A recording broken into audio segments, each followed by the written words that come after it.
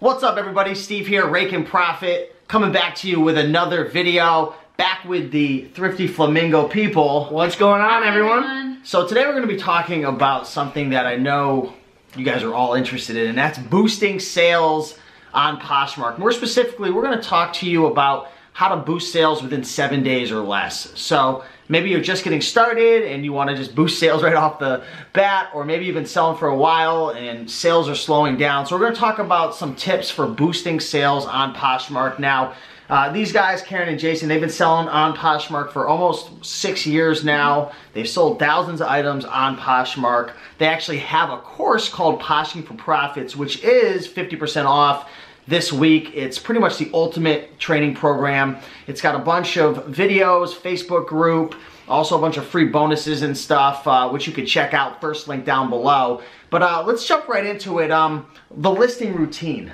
How important is that in terms of boosting your sales? Like, if you're not listing on a regular basis, are your items going to sell, or like, is there something to do with the algorithm? Yeah, they'll sell, but they won't sell as good. Listing is very important on Poshmark. If you can get yourself to list 5 items a day, you're going to get to that. That's it? 5 items a day, that's all it takes. And you'll get to that point where you're making daily sales. Consistently. You want to be doing that consistently, which means you're going to need about 35 to 40 pieces of inventory per week to get that 5 listing per day average. And that's definitely going to boost you in the algorithm. It's going to put your listings to the top of the search results, and you're going to get a tremendous boost in sales just by doing that. It's very simple. Just list as much as you can. Plus, you get in front of anybody who follows a brand on Poshmark. You can actually follow brands, up to 50 brands. So if somebody's following Hudson Jeans and you just posted like 2 Hudson Jeans, every single person's going to see that, whether they follow you or not. Yeah, whether they searched it or not, it's going to pop up in their feed as being brand new listed Hudson Jeans. And hey, if they like it and it's their size, that could convert into a sale very easily. What advice would you give to the person out there? And this used to be me for a long time, and I was just having a conversation with a friend of mine. He says, I'm just addicted to sourcing. I hate listing. My death pile's getting bigger and bigger. What advice would you say to that person? We all hate listing. It's something you gotta do though. I mean, if you get a ton of product and you don't take pictures and process it, you're not gonna make money. You're just gonna have a bunch of products sitting around your house and you're gonna be a hoarder. If you list, then you go from being a hoarder to a seller and you're good to go.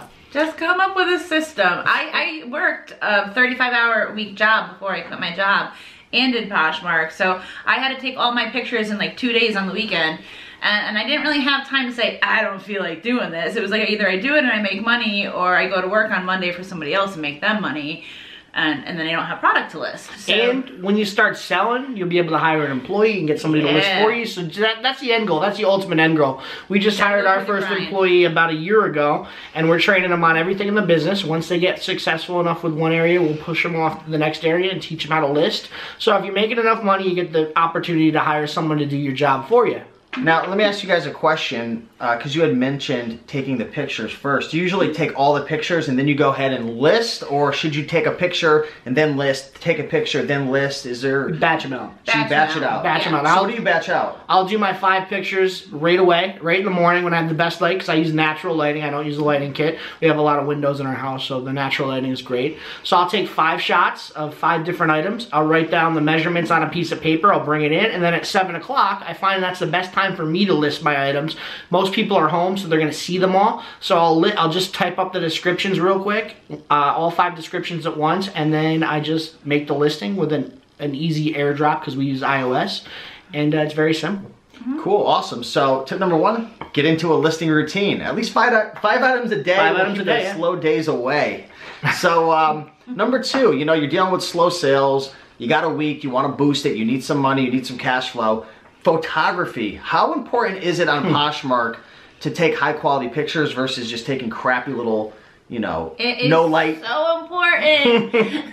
The main photo is going to make somebody click it. You need to win the click for that photo. So it's the main photo is the key. Main photo is definitely the key, if that main photo is blah or like barely lit or wrinkled, looks like you took it out of your hamper, no one's gonna click on it and read the description, even if it is what they searched for. Even if it does look like a good price, they're gonna be like, this is a bunch of crud because it looks like crud, you know? So if you take pride at least in your cover photo, you know, and clearly state this is what's in this listing, you better your chances for someone actually clicking on that photo and opening up the listing, looking at all the other photos and the description and price, and that is where you find the buy button. Now remember, this is always the case. About 90% of all buyers on Poshmark are gonna buy a product off of a picture alone. I get questions so much, so many questions about what is the measurements in this, and it's all in the description. Yes. So now look at nobody ever reads the description. They see a picture, they see their size under the picture, they're like, yep, that's mine, I'm gonna buy it.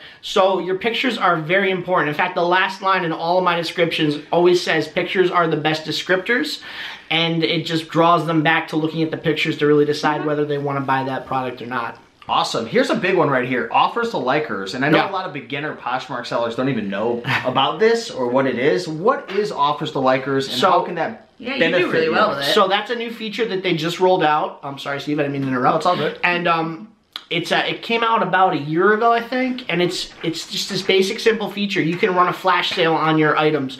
You have to drop the price. You click the offer to liker button. You drop the price of your item by 10% and offer a $1.50 discount or more on shipping. And everybody that liked that item is going to get that offer sent to them, and they're going to be able to see that and either counter back and give you their price that they want to buy for it, or they're going to buy it outright from you. And you're going to be able to generate sales that way. It really creates a great way to generate sales and gives you some control over your Poshmark experience. So it's a great tool. And I use that all the time, and I get sales all the time from that. Very nice, very nice. Is that something you do on a, well, let me take a step back. Anytime somebody likes one of your items, can you set up a push notification for that?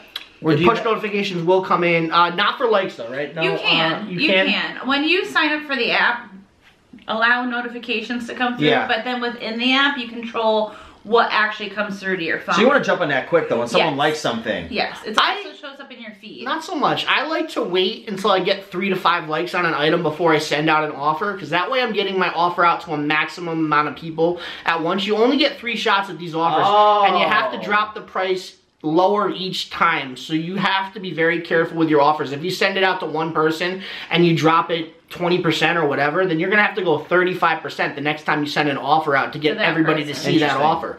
So you only get 3 shots at an offer to likers. So I like to save them till I get a maximum amount of likes on my product. Cool. Awesome. I do it also if I just listed an item and all of a sudden it's on fire. I get like a bunch of hearts and like, you know, a bunch of likes and follows in like, you know, maybe half a day. All of a sudden I just posted that and I have 10 likes on it. I'm gonna send an offer to likers because it's fresh in their head and it's obviously a hot item.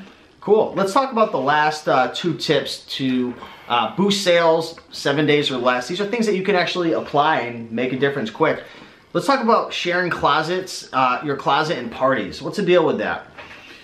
We share our closets 3 to 5 times a day, whether it's to our followers, which just goes into their feed, or if it's party relevant. Poshmark has 4 parties, they're virtual parties, they're showrooms pretty much. 4 times a day where it's free to share your item if it's relevant to the party, to this virtual showroom and get in front of everybody's eyes. So, I mean, they don't have to do that. I think it's awesome they have these virtual showrooms. And they have a ton of different parties. They have best in jeans, best in tops, men's style party, which you can start all your men's items. Sweet. Everything kids parties, best in boutiques, very themed parties. And then there's a 10 p.m. party on the East Coast, and you can share absolutely everything in your closet to that party. And that's going to get all those eyes on your product. Everybody that's in that party is going to be able to see your product if they scroll through the listings. And it's just a great way to start producing a sale and getting those likes and generating those followers. And there's more active users on the app late at night, you know, at the last party. People are hanging out. Having some drinks. People are home from work, you know. West Coast it's 7 p.m. So, and then anything in between. So 7 p.m. to 10 p.m. depending on your time zone. People are home from work. They're chilling. They're on their couch. You know, they're on the app and they're just perusing the party. And there's your stuff. You know, for free. And it's like free like promotion of your items. So sharing your closet every day, 3 to 5 times a day is super important, and I know a lot of people don't quite get that for a while, or it takes some time to build up to it. Just do it. Just do it. Cool. So there you guys go. If you're, you know, dealing with slow sales on Poshmark or you're just getting started, definitely focus on those tips right there and apply them, and you're definitely going to boost your sales. So again, if you guys aren't subscribed to these two over here, the Thrifty Flamingo, be sure to follow them on YouTube. They're approaching, you know, almost 7,000 subscribers. Yeah. So that's awesome. 7K. If you're looking for a step-by-step program, a community, and you want someone to learn from who have already started their business but had results for, almost 5 or 6 years now, check out Poshing for Profits. The first link down below will give you a 50% off discount. If you go to the regular poshingforprofits.com, you're not going to get the discount. Right. But feel free to check it out, and hopefully you guys enjoy it. So thanks so much for watching. Like, comment, subscribe, and we will see you in the next video. Have a good one. Bye, Take guys. care.